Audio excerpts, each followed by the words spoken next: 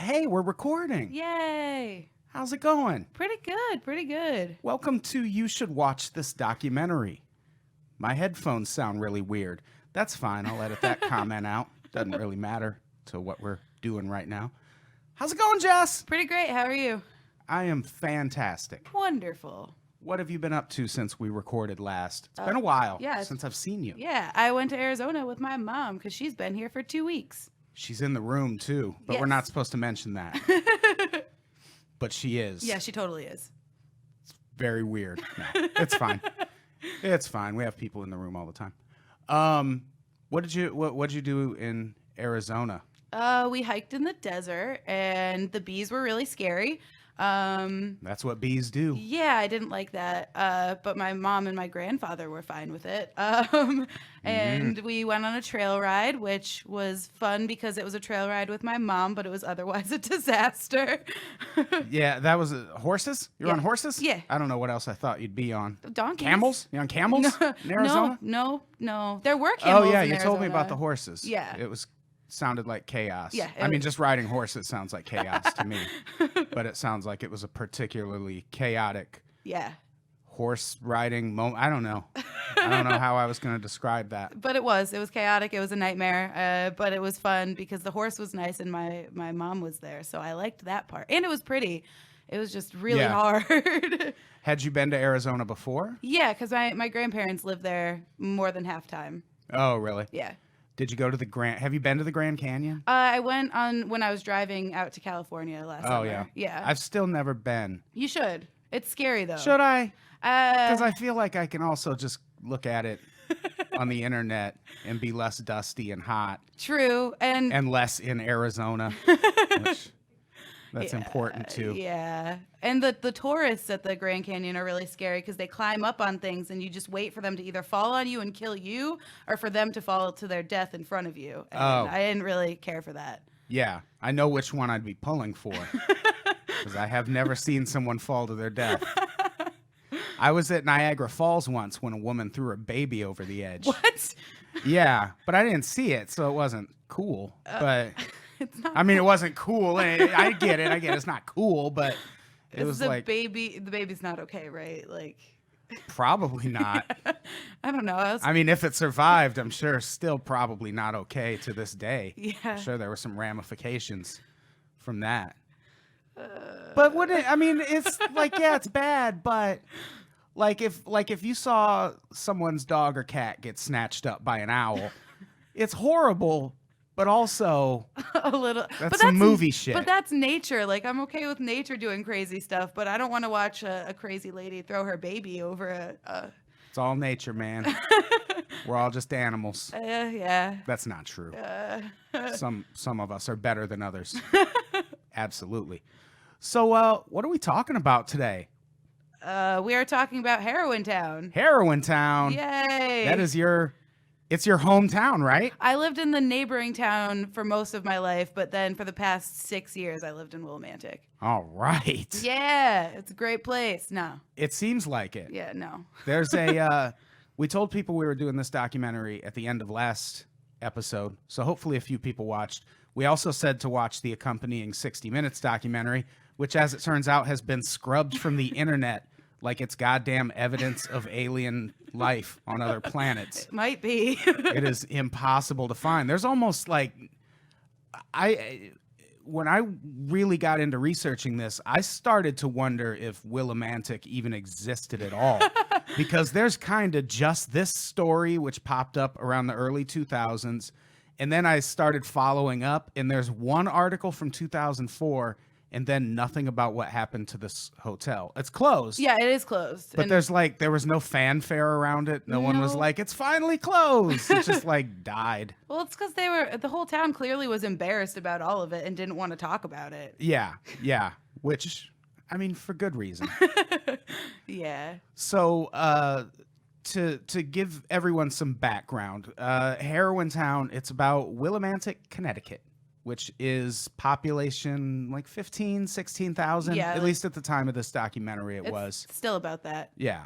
And in October 2002, the Hartford Courant ran 5 articles in 5 days about, to paraphrase, what a heroin-riddled shithole Willimantic had become. Yep. And someone at 60 Minutes read these articles and was like, get Dan Rather there pronto.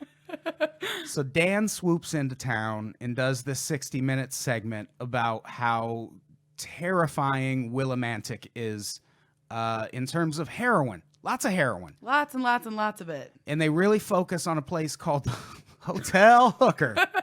They should have changed that. Yeah, they should have at some point. Yeah. Because it's just named after a dude, like some 19th century businessman that no one gives a shit about. Yeah. Or at least like make it his full name. Don't just leave it just Hooker. Like, especially when Hooker started living there. But like, his first name was Seth. Yeah.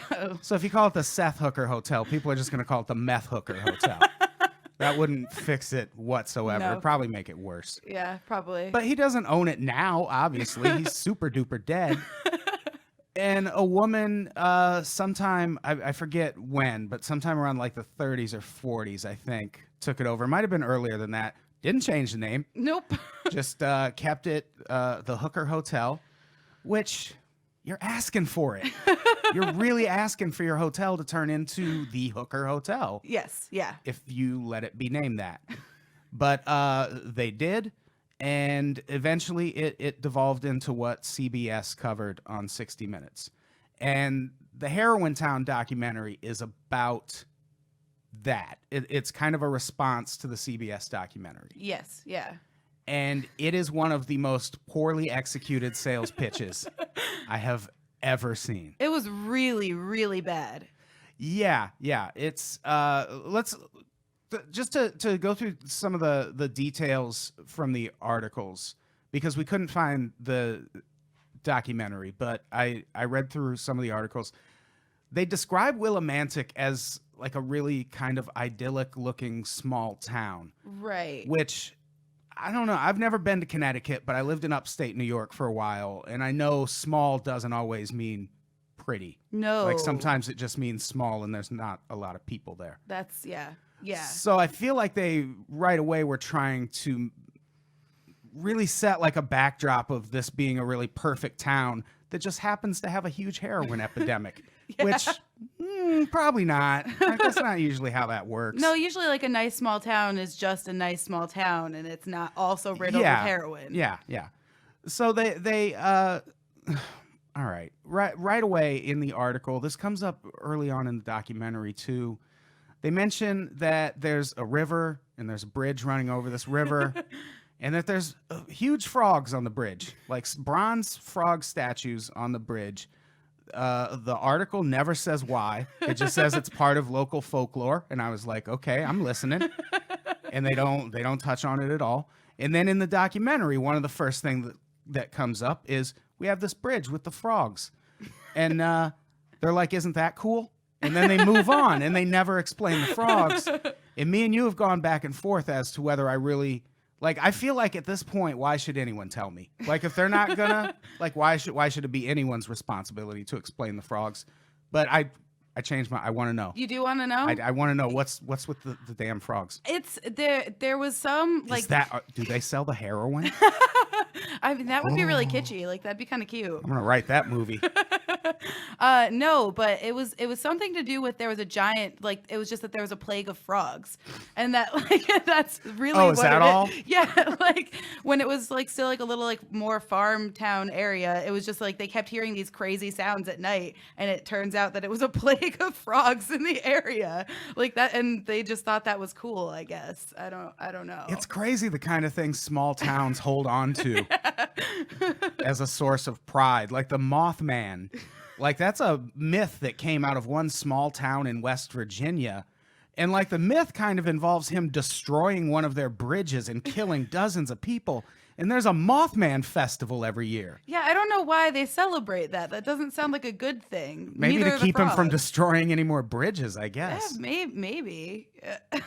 The Frogman, maybe the Frogman and the Mothman work together to destroy bridges. And keep heroin great. And heroin's always been pretty great. I think it's only gotten better over the years. Presumably, I've never done it. No. But Yeah, heroin's the one drug I'm super duper scared of. Oh, it's good. Because just hearing people describe it, it's like, that sounds pretty great. That does sound all right. But then everything after it sounds Terrible. terrifying. Yeah, like horrible. Like you write one great album and then your life is ruined after that. But is that album worth it? I mean, for the Probably not. For the listeners, yes. Yeah, absolutely. Yeah. Thank you for your sacrifice, Kurt Cobain. So let's talk more about the one of the things the article touches on is how heroin arrived in Willimantic. And it seems to be one of the things that bothered me about not just the article, but the documentary. The consensus seems to be when the brown people showed up. Yeah, so like that did old heroin. man in the beginning who, like, that's exactly what he said. He was just like, those foreigners, that's the problem here. Yeah. It's like, oh. Yeah. And then the documentary doesn't show a single person of color Yeah, for there's the whole not. thing. There's one black girl. She's a kid, and she looks dumbfounded by her surroundings. And it's all white people otherwise. Yep. And they're like, these dirty Mexicans. It's like, no, Puerto Rico, sir. Not Not the same thing. Not Not at Mexicans. all. Not even. Nope. Yeah, that some people seem to really trace it to that, though. And one of the things that stood out from the articles, which this is what makes me most skeptical about the documentary and their claims that the heroin problem isn't quite as bad. In 2000, which is around the time this documentary was filmed, Willimantic had 45 heroin deaths. Nearby Bristol, population 60,137, had 1. Yeah. New Britain had 10. Norwich had 2. It's like, you have a problem. Fucking admit it. Yeah, like if it even if it was 3 as opposed to the other towns 1, like it Yeah. would still be like that's a problem. But 45? Yeah. 45. Yeah, if there were 3, I'd have been like, wow, there's heroin there? That's crazy. It's such a small town. Right. But 45, that's a lot. Yeah. That's a big chunk of your population to be dying from heroin Yes. every year. Like if anything killed 45 people in a town of 15,000, It'd be called an epidemic. yeah, you'd be like, holy shit, what was that? Yeah. That's alarming. But so Heroin Town, the documentary, is, like I said, about kind of combating this image that 60 Minutes and these Hartford Current articles put out. And boy, does it do a poor job. Yeah, really. Yeah. They really focus on the wrong people. Because like you said, one of the first people they talk to is the old guy, Lou Rosebrooks, who super duper racist, Yeah. it seems. Yeah. Oh, definitely. Like he his quote was, "The Spanish people, I think they've lowered the respect and everything else about this town." He also said, "I was told if you go down to San Juan," which right away, which is it? Are we talking Spanish people or are we talking Puerto Rico? Like, clarify, Lou. He says, "I was told if you go down to San Juan, there's a sign that says, if you want quick welfare, go to Willimantic." Highly suspect. I very highly doubt that's the case. Yeah, not at all. But But the filmmaker never questions it. no, not even a little bit. He's just like, yeah, this is fine. You're Yeah, probably right. That's the first thing I took issue with, is he just presents that like, yeah, man, it's not that it's a bad town. Just got too many Mexicans from Spain coming through San Juan and getting all our welfare and Right. making us do heroin. How could he not correct that in any way, shape, or form? Yeah, he like entered that into fact. Like he was testifying. Here you go. This old man says how it is. So that was a problem. And then he spends all this time talking about what a shithole the town is, and then ends his interview by saying Dan Rather was wrong for making the town look bad. Like, you just made the town look bad. Yes. Like, every word everyone says makes this place look horrible, and then they're like, Dan Rather's wrong for pointing it out. No, not Nope, really. no, It's what news people do. Because if it looks bad, that's just, it looks bad. That's what it is. So is it still bad? Yeah. It's gotten better. They revitalized the like downtown strip with all like nice stores and stuff, and it looks better right there.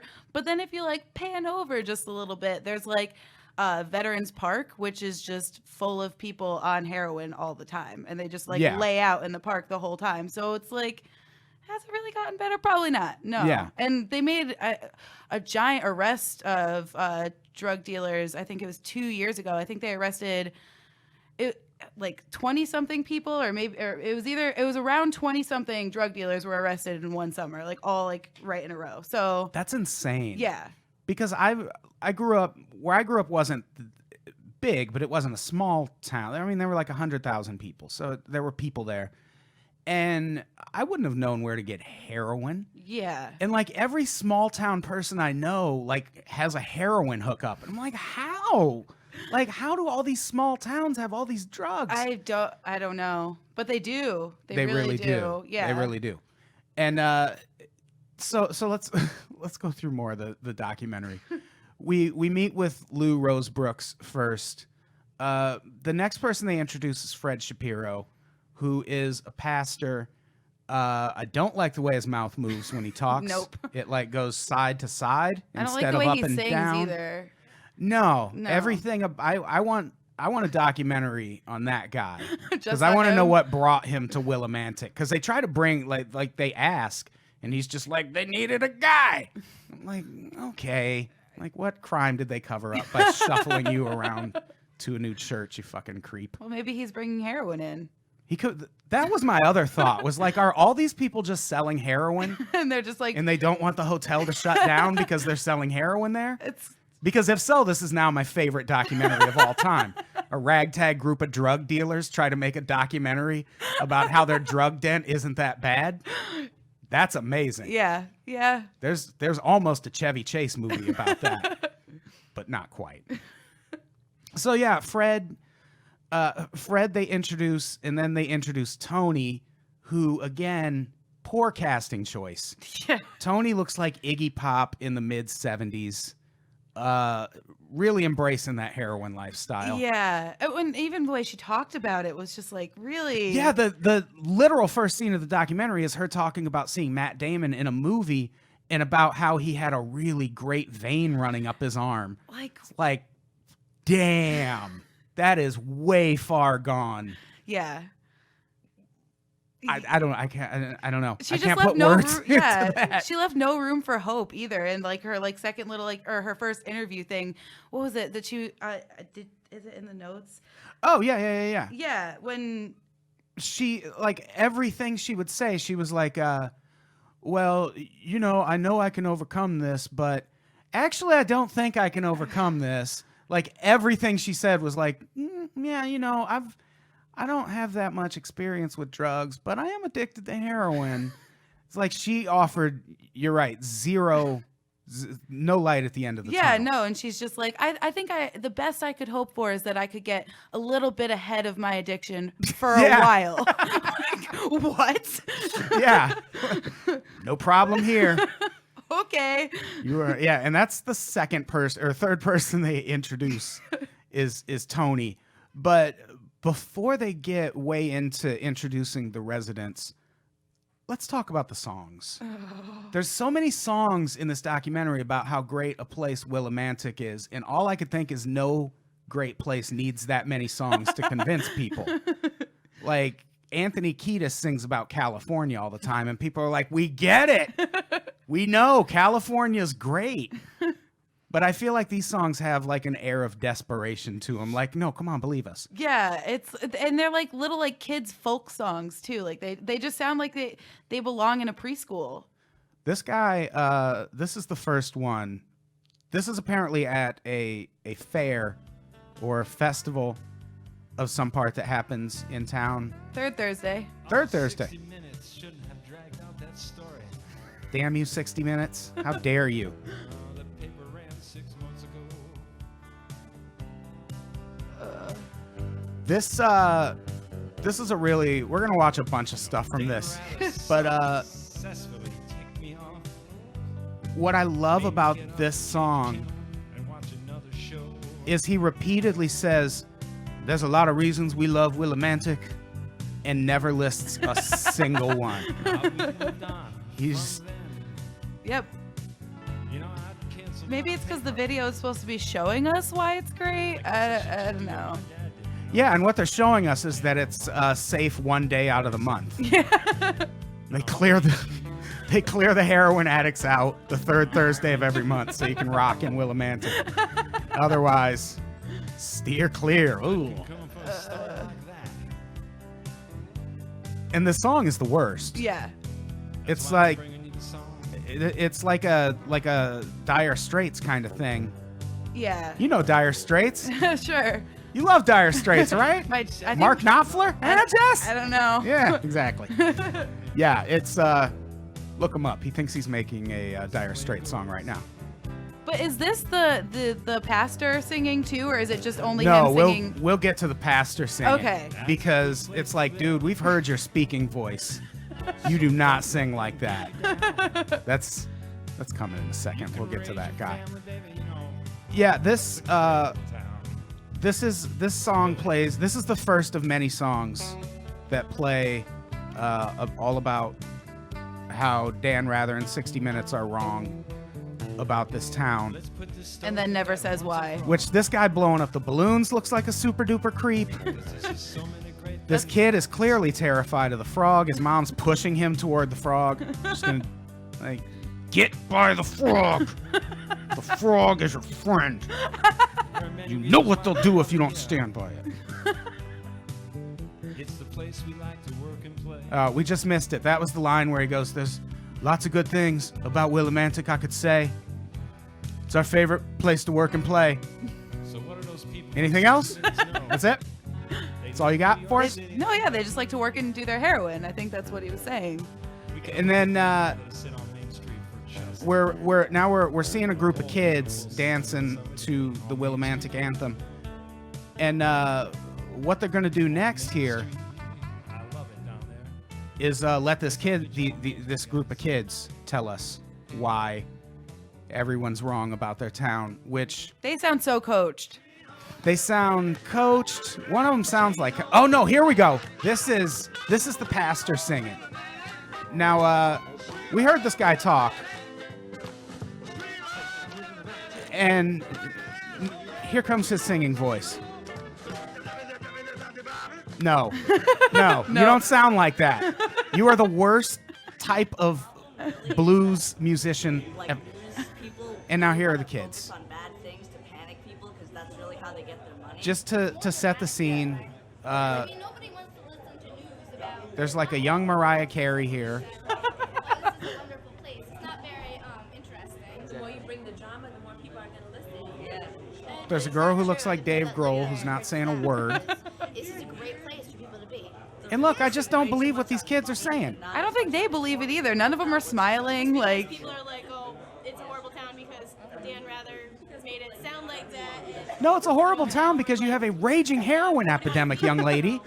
I blame 60 Minutes. I blame heroin. Exaggerated, like the whole drug problem and Exaggerated a whole drug.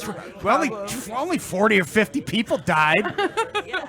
And then like You know how many people die in LA from heroin? There's 3 million people there, son. no one was safe. Not an apt comparison. Probably also like 45. I think it's a great place. This is great. Except I've never lived here. she's my favorite. And now here's the pastor is back. And I have a lot of issues with this song. This is him improvising a song about Dan Rather. Yeah, he's mocking the way he talks by scatting. By scatting in the exact same way he was trying to entertain us earlier. And he's just horribly misquoting Dan Rather. Yes. Do you really think you're being fair to the community of Willimantic? Dan Rather responded. No, he didn't. He did Dan not- Rather nope. didn't say that once. And I haven't even seen it, and I know. I know at no point did Dan Rather go, boom. As great as that would have been. What if Dan Rather just went nuts the last 6 months of his career? And just There's starts, just all these tapes of him scatting the news. Maybe this guy knows something we don't. He's staying in Willimantic for a reason. I wonder if he's still there. I bet he is. Who, I think the pastor? Yeah, I Yeah, think he they- is. They tell us at the end, don't they? He's still there, yeah. Yeah. So that's kind of the opening. They give you the background of what the town was portrayed as on 60 Minutes, and then they give you a quick rundown of the local attractions, and all the fun things to do Which in are- Willimantic. Listen to your local pastor scat at a chili cook-off or whatever that Well, was. Third Thursday is kind of cool. Yeah, I imagine it is. Yeah, Like, it's just like a little mini festival that pops up once a month. Like that part's kind of cool. yeah. Yeah, it's always cool when places do stuff like that. Yeah, So, but still. but still. So they, okay, there's one thing that bothered me. You said you know the person who made this? I added him on Facebook after watching this the first time. Oh, really? Yeah. I don't know him personally, but he responded and became my friend on Facebook. I don't even know why I did it. I think I was trolling him, to be honest. I mean, who knows? Does he seem like a pretty good dude? Has he made any more movies? He makes horror movies now. Does he? We can go through his page after if you want to. We could go through it right now. What's his name? Was it Josh Goldblum? That shouldn't be hard to find. Yeah. Because the thing, one of the things that really stood out about this. Yep, it's that up at the top. Oh, up at the top. Yep. Because one of the things that really stood out to me, and look, I get that we're filming this right now, and the production techniques aren't especially high, but I'm also not trying to sell this as a documentary that people should watch. Right. This was hard to watch from a technical standpoint. It was so painful. Everything was blurry. Like they would zoom in on a picture and you would never see it. It would take forever to focus. Yeah. And then the payoff would be nothing. It would just be a picture. Like there'd be so much anticipation waiting for it to finally focus. And then it's just like, oh, it's that dude 15 years ago. Thanks. You could have put that in the opening credits. Yeah, there was a lot of that. The lighting was so bad, The especially lighting. in the hotel. Like you couldn't see anything. Every level of that hotel looked like the basement. Yeah. It's 4 floors of basement. Yeah, It's so terrifying. it's dark. It's dingy. Like I would never want to go in there. I would stay at the Shining Hotel for a year before I would spend a night at the hotel hooker. Well, at least the one in The Shining has good lighting. That's true. You That's can true. see what's coming to kill you. Yeah, exactly. The interior shots, they get to those when they start interviewing all the different. Oh yeah, this guy does do horror movies. Yeah. Now I want to watch one just to see what the lighting's like. I hope they're better. Yeah, I mean, this was kind of as far as horror movies go, this was It was up pretty- there. Yeah, like if your intent was to sell Willimantic as a place to move, this was a horror movie. The result was a horror movie. But yeah, they start showing the rooms and whatnot when they get into introducing all the different residents. The first one they introduce is Mike Helmer, who looks like Captain Lou Albano of World Wrestling Entertainment fame. And his story makes sense. Like, he kind of breaks down the financials of why he has to be there. And there's a lot of that in this part where people are explaining, like, hey, this is what my money's like. We need a place like this. And it's like, yeah, but you also don't have to just openly sell heroin. Right. there. Yeah. That's Like, those things kind of have to be mutually exclusive. yeah.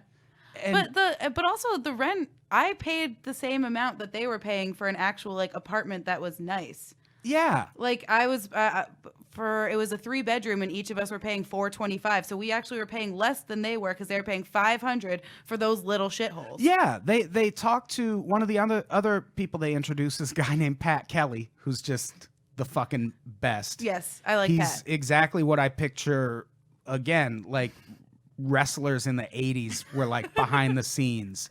Just like flamboyantly gay, drug-addled, down on his luck, but can suplex a motherfucker like nobody's business. And I love his opening quote. He says, "I'm 34 years old. I'm gay. It's kind of a rough lifestyle to live." Like, just being 34 and gay is a rough lifestyle to live? Like, what else? I feel like there's something else going on in your lifestyle that makes it rough. Maybe the heroin. Maybe it's the heroin. Maybe it's the heroin, Pat. He's got another really great quote. He goes, "I try to help out anybody I can, you know. I don't go out of my way to help people, but if I have a friend who needs help, I help him." Good job, Pat. You sold me. Seemed like a really good dude. They introduce Cheryl Hauser, who is the cleaning lady. She has a cat that I feel terrible for. That cat should not have to live there. No. It didn't deserve that. Unless it gets to run all throughout the hotel, in which case I still feel terrible for it. I almost feel worse. Yeah, do you want it Yeah. running on needles? Like, I don't think that's a Yeah. good idea. Cat has AIDS. Just joking, kitty. You're a good kitty. They introduce a girl named Jerika Gavitt. Oh, is she she's the younger girl, right? Yeah. Oh, she's rough. They She was introduce rough. her as like the example of how hey, not everyone here is a heroin addict. Some of us are just normal. She is the most unsettling person in the documentary. Like I would invite any of the heroin addicts into my home before this nutcase. Yeah. Like there's that part where she goes, and I practice a religion. You'll never guess what it is, Jehovah's Witness. I'm like, I feel like I might have guessed that. If you gave me a minute or two. Like I could have seen that coming. If she said Islam, I would have been surprised. Yeah, exactly. I am a practicing Muslim. She stops and prays to the east during the documentary. Did not see that coming. Wow. It'd make it better, actually, though. Yeah, it would, because she just sounds like an asshole. Yeah, she's terrible the whole time. And she's kind of playing into the stereotypes about the building by saying stuff like, I don't like being characterized as a drug addict just because I live here. Well, by saying that, you're kind of implying that most of the people there are drug addicts. Right. And maybe that's why they're lumping you in. And when she was talking about, what was it, like how moms will be walking by with their kids and they'll go to the other side of the street when I'm standing outside. It's like, well, I would too. yeah, like I'm not having my kids walk past a hotel hooker. Like, that's just not something she's I'm probably gonna got a do. bunch of Jehovah's Witness literature in her hands. Like I would cross the street too. That's could have something to do with it. Maybe that's the one case where it's not the heroin. But everyone who's interviewed in this documentary, with the exception of what's the council or the selectman's name? Isn't it Mike something? Mike Paulus. Yes, he's the Mike Paulus. enemy here Right. because it's his job to clean this place up. So now everyone's mad at Mike Paulus Because he's going to clean the place up. because Right. and the interviews with him, like they're like they bring up the heroin dealing, and the guy interviewing him is like, well, what are they supposed to do about that? You can do things about that. That's what he's trying to Like figure out. you can arrest people. You Yes. can do all sorts of things. Yes. Like and he even says that. He's like, well, there's things people can do. And this guy interviewing is just like, I don't know. I don't think so. We've had the heroin so long. If there was something we can do, it'd be gone by now. It's because nobody tried. Yeah, exactly. Yeah, they cover that in the articles about how the police were just kind of like, no, we got other things to worry about. Yeah, and then they like stopped sending somebody to go learn from the state how to handle the heroin. Right. And then they just like cut back on the funding of the police officers. So like they were just like slowly making it worse, Yeah. almost on purpose. Like, This documentary really does make me feel like a lot of people behind it were selling heroin. yeah. And just didn't want that crackdown to happen. Yeah, everybody except for the council member. Yeah. So after we meet all those residents, and then they introduce us to a really special guy named Chicky. Chicky gets his own segment. Meet Chicky.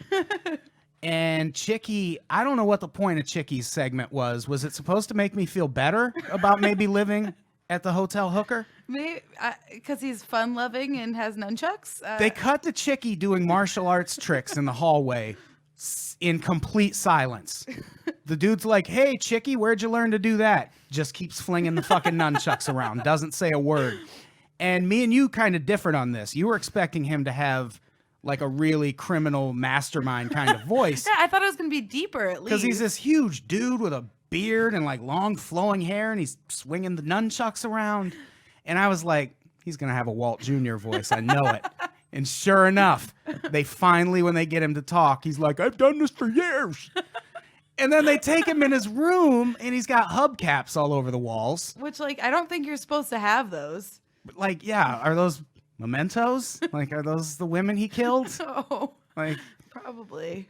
these are the cars I thought. All right, I'm going to stop doing Chicky's voice. But Chicky does a thing where they're in the room, and he uses the nunchucks to knock some of the the hubcaps off Yeah, the why wall. was Like he was just like hits it. Why did yeah, he do that? while smoking. Yeah. Which, you're my guy, Chicky. That I can get behind. And it's such a weird segment. They just like, I don't know if he was using that as, because this documentary like contradicts itself at every point. Yeah. Like there's this whole segment about we're just normal people living here, and then Chicky doing karate in the hallway. It's like, which is it? Because it can't be both. Yeah, which, not to jump ahead, but fuck the new owners at the end for not giving Chicky the security job. Because they do that thing at the end where they update you on everyone. Yeah. And Chicky applied for the security job and didn't get it. Which that's not bullshit. Fair. Yeah, he knows how to use nunchucks, and he's huge. Like, let him do it. If you just put Chicky in front doing nunchuck tricks, criminals are going to stay away. That is a house of martial arts. You don't fuck around. Yep, true. Oh, Chicky. Poor Chicky. And yeah, that's when we start to see the rooms, when they go back and start introducing us to the residents. And I don't know if they were trying to show us that, hey, it's not so bad, right? They're It's terrible. bad. It's very bad. Really bad rooms. It's very bad. Yeah. Like if we saw that Syrian refugees were living there right now, we'd be like, look at how the government treats these fucking people. But this document, like, and I'm torn on whether that's a good thing or not, whether they're just so, because that pastor gives a speech at the end that blows my mind about, which we'll play it at the end, but it's basically like, hey, just learn to accept your surroundings. No. No, thank you. Don't tell poor people that. Oh, that's actually really bad. Yeah, like you're fine. Yep, it's okay that you're poor and your life is terrible. Just, deal with it. These You'll people be fine. just don't know how good heroin feels. If only they knew. I think a lot of them do know. Yeah. So let's talk about the owner, Bob Rickier. Rickier? I don't Something like that. Bob. Bob. Good old Bob. They go through this whole thing with the opening of the documentary, and which is meant to dispel the rumors that there are drug addicts living there and that it's a awful, decrepit place, which they kind of miss on the opening. And then they get to the second part where they introduce us to the owner, Bob Rickier. And there's this whole buildup about how, well, now we've seen that it's not as bad of a place as they say. Let's talk about the owner who was accused of making money off the backs of poor people and blah, blah, blah. And then it says, don't believe everything you hear. And they cut to the guy, and I'm like, holy shit, this is going to be some really well put together liberal lawyer type who's like, look, we need places like this for poor people. No, just a shady dude in a tracksuit. And I'm like, yeah, he's a criminal. I can tell. Don't even say anything. I can tell you're a fucking slumlord. Yeah, yeah. And he is. Absolutely. This place has been in their family for 50 years, and you can tell they haven't even changed the wallpaper since that time. It is like he is the textbook definition of a slumlord. Yeah. And for the whole second half of this documentary, it's all about how shitty the government is treating this obvious slumlord who also owns a pawn shop. Right. Like, what else do you have a check cashing place?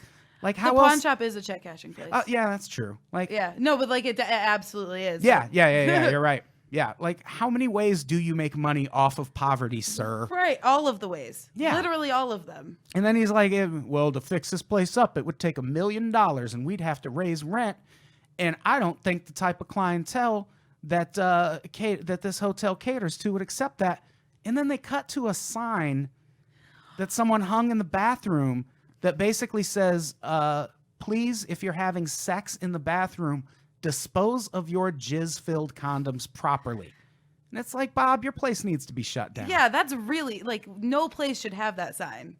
No. Not even a college dorm. No place should have that problem. Right, yeah. Like, is there not a garbage can at least? There should be. Like, do they just not care that there's a garbage can and they think it's like, I don't understand. Yeah, so there was there was that, and that was another kind of thing where he's like trying to tell us why they can't make any improvements and why the place needs to stay as it is, and then they cut right to something that makes you go, no, you need to fix that. Yeah. Like, you are really shooting yourself in the foot. Yeah. No, he should have just shut it down years before then. Yeah, and Bob also has an assistant, Patrick. Yeah. Who gave all of his interviews in front of a drum kit. And I couldn't figure out why until I realized they also own a pawn shop. I'm like, okay. But why does he have an assistant? Like, he hasn't done anything in like 50 years. Wasn't Patrick's last name also Rickier? No, it was Plaggy. Oh, who was the person who had the same last name as him then?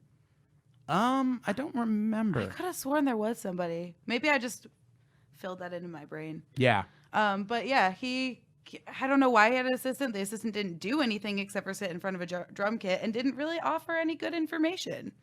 Yeah. He was a confusing addition to the thing. So have you ever been to the hotel hooker? I've walked past it. Yeah. And it's still You run never down. like shot up heroin? No, I didn't go in. Mom, can you leave the room so we can talk honestly about Jess's heroin use, please? That would be ideal right now.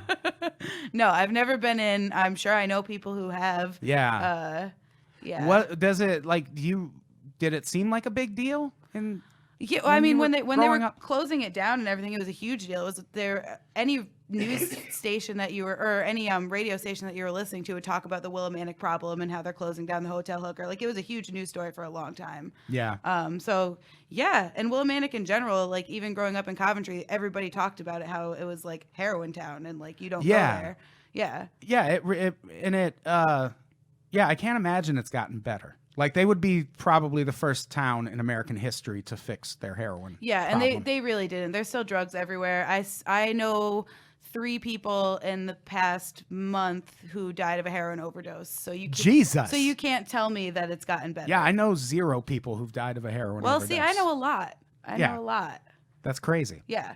So it's definitely not improved. If anything, it's just like filtering out into the surrounding towns and making everything worse in that area. Yeah. Makes sense. Connecticut's wild. Apparently. I had a friend from Connecticut. He was crackhead Neil, we called him.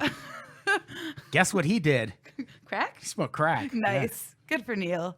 Quite a bit of it. He was a character. So yeah, this documentary it eventually turns into before we get to the receiver debate in the end of it, there's another subject which we were struggling so hard to come up with what to call people in documentaries last week. Subject. Yes, subject. That's right. Yep. We knew that. We're just seeing what the audience thought. See if you're on board. Bob is finally forced to take on a receiver, which means it's a person who basically runs the business, but tells Bob what bills to pay. Yeah. And it's meant to try and get things back in order. They force Bob to hire a security guard named Jason Deshane. And the minute I see Jason, I'm like, how are you not a cop? Right. Because I feel like it's not a great story as to why you're not. Because it looks like he grew up wanting nothing more than to be a cop or a G.I. Joe. Yep. Like, he's got that action figure head. He's got the cop hair. Yeah. But I need to know. Because if he is a cop just working like overtime or picking up a part-time job, that happens. Yeah, and that would make sense. Like, maybe he's got 3 kids now and he needs the extra money. Like, okay, sure, but it's probably something darker than that. Yeah, I feel like it's probably more an observe and report kind of thing where someone finally put him in the game and now he's going to take this really... Have you seen Observe and Report? No. With Seth Rogen? No. Very good movie. He plays a mall security guard and it is dark. Oh. It's like a Taxi Driver, kind of. I will definitely Because of watch course that. you've seen Taxi Driver. Maybe not. Yeah, of course not. But they introduced Jason, and what I love about his interview is he's basically conducting an interview about how his job isn't necessary. Yeah. Like, this interviewer's taking him around and they're showing all the security things, and it's basically just building up to, I don't think they need me. Like, don't do that, Jason. Yeah, not on camera. Like, you just made yourself clearly obsolete. Like, that's probably why you're not a cop now. Just talked your way out of a job. Yeah. And he just acted like it was really no big deal and not even really a problem. He's like, I mean, we have a steel door. Nobody can get in. Nobody's doing things in the hallway. It's fine. Yeah, and that implies that the problem was people getting in. Like Right. there were just marauders beating down the door of the hotel hooker. It's like, no, it's the people inside that are the Right. problem. And Like they need to be protected from each other, not really from the outside world. right, yeah. Jason. But yeah, he was way into his job. Mm-hmm.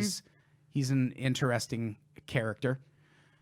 And it goes on kind of back and forth. The main thesis of it, which I thought was really interesting, is that people were really upset that the government was stepping in and telling this guy how to run his business, which I get that argument in some cases, but not really this one. Not this one at all. And all the people arguing it, it's like, well, have you ever lived there or stayed there or even walked in? Yeah. Like maybe go do that first. Take a little tour, hang out for a night, and then decide. And what's crazy is the people sticking up for it would make that argument too, because they showed a scene that was this morning radio show Yeah. with one like super duper fringe crazy guy. Like at one point they mentioned maybe turning it into a place for Like at-risk boys. Yeah. And the guy goes, "You mean like Michael Jackson?" Jesus, dude, no.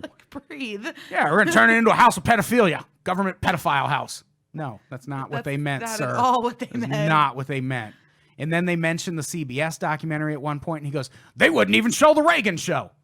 What is the Reagan show? It's 2003. Yeah, like what does that have to do? Like that doesn't have to do with cares? this. Yeah. And he drops he like throws his pen down when he says that. Like, why would you bring up 60 Minutes? It's because it's what this documentary's about, dude. We have to bring it up.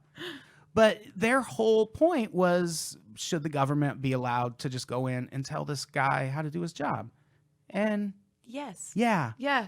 Yeah, in situations like this, absolutely. When it's gotten completely out of control and people are dying and it's really, really bad. Yeah, probably. Yeah, that's what your government is supposed to do. Yeah. It's a supposed problem to if they don't. protect you from things like that. Yeah. That's why we have regulations and rules Yes. that we're quickly stripping away.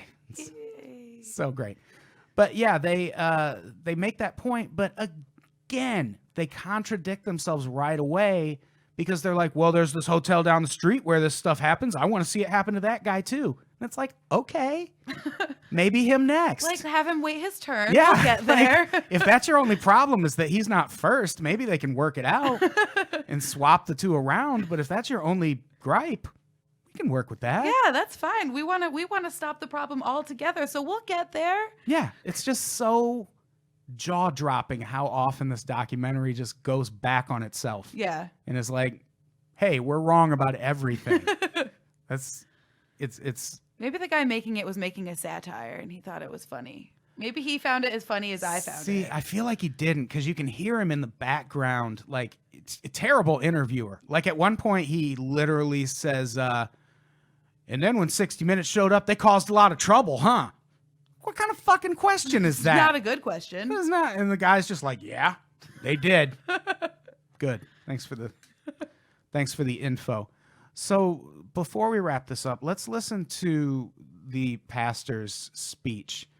This closes things out, and I don't know if I've ever heard more incorrect directions or instructions in life. The night before court, it just said. We really do fail more than we succeed. And the beauty of the gospel and the beauty of a community in Christ is that we don't have to hold any of our sins against us. And I tell you, I'm That's learning convenient. that. I'm learning that in this imperfect community of Willimantic, with some of the most imperfect yet most beautiful people I've ever met in my life. I'm learning that as I get put out of my comfort zone. But you know something, as I get taken out of my comfort zone for a while, my comfort zone becomes bigger. It's being transformed. It's becoming bigger and bigger and bigger. Tonight, I just encourage you. Here we go. If your faults and your failures and your imperfections are the things that have been keeping you from God, I want you to recognize that maybe these are the very things that should be taking you to God. Huh? I heard about a guy who really loved his lawn. and he started growing dandelions. Little dandelions started coming up. He got PO'd at the dandelions. He called up the University of Connecticut, and he said, man, I got dandelions here. Teach me what I need to do. And finally, after a week, he got a letter from him. And that letter said, learn to love them.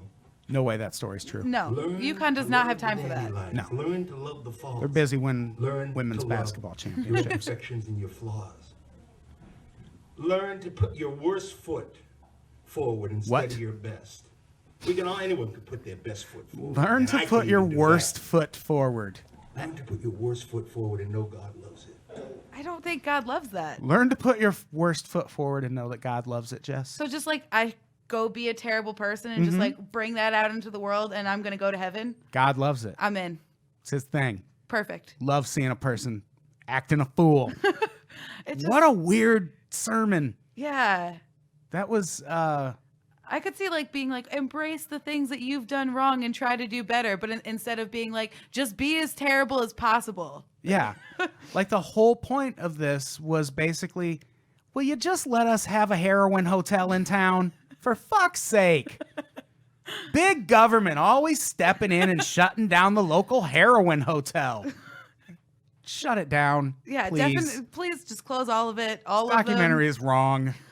So wrong about everything they say. all of it. Especially the part at the end in the closing credits where it said Dan Rather sucks. Yeah, no, Dan How- Rather's pretty great. Yeah. Yeah, Yeah. It's heroin that sucks. Yeah. Like this was like the whole running narrative of this is all 60 Minutes fault. It's like, no, it's heroin's fault. Right. It's obviously like this was like a 9/11 documentary about how planes are the problem. Right. Yeah. It's like, no, planes are fine.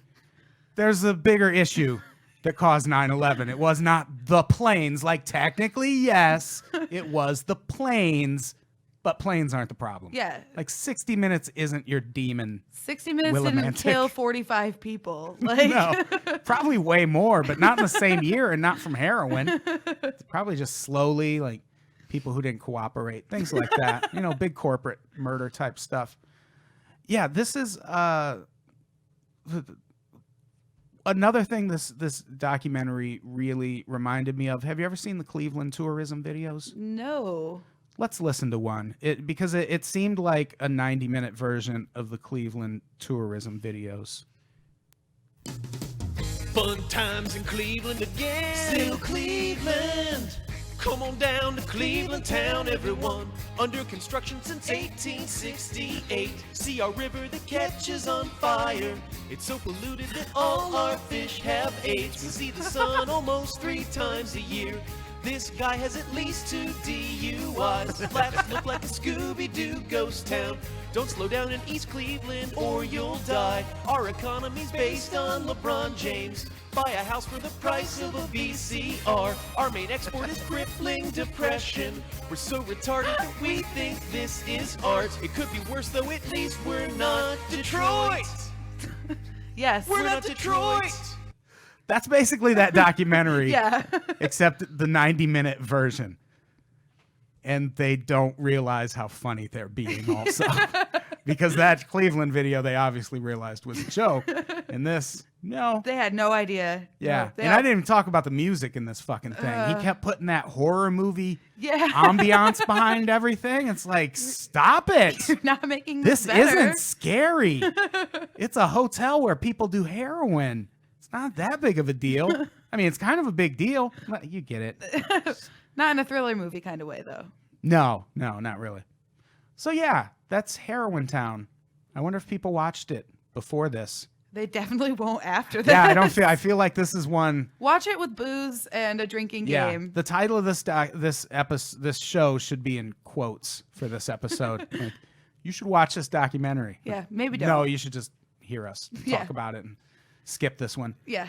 What are we talking about next time, though?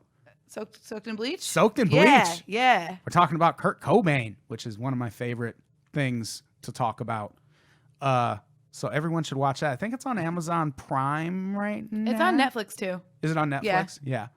And don't watch Montage of Heck. Is that what it was called? There's the HBO one too, which is Yeah, garbage. don't watch that one. Watch That one's stupid. Yeah. Watch Soaked in Bleach. Yeah. So this was a lot of fun. Yes, would it you was. would you recommend this documentary to people? No, I give it a negative 3,000. Yeah, I wouldn't. I mean, unless you just want to laugh. Yeah, Like, and if you're it's- from Willimantic, you should watch it and you should laugh. Yeah. And also lay off the heroin. Yeah, If you're definitely. from Willimantic. Just stop doing it. advice from me to you, from a big town LA guy with all the big town problems. I know heroin makes them worse, and I've never done it. I just know if you have problems now, heroin will make them worse. Yes. Yeah. People would mind your hotel a lot less if it was not also an opium den operating in the middle of town. That turns people off. All right, we should get out of here. Do you have anything to plug, Jess? No, not really. Just follow me on the social things. McJess Sandwich. On all of them? Yeah, all of them. Well, except for like Nice. Facebook, but yeah. Yeah, don't But don't add me on Facebook. Yeah, don't Don't do don't that. be weird. That's for family. Don't do that. Yeah, don't fucking be that way. You should subscribe to all of our podcasts on Patreon. $5 a month. Get 10 episodes a week. You could be hearing this way earlier because we put these shows up on the subscription site way before they go public. And so yeah, subscribe there. Follow us on the socials at Unpops. Pretty much everywhere. Unpops.podcast on Instagram.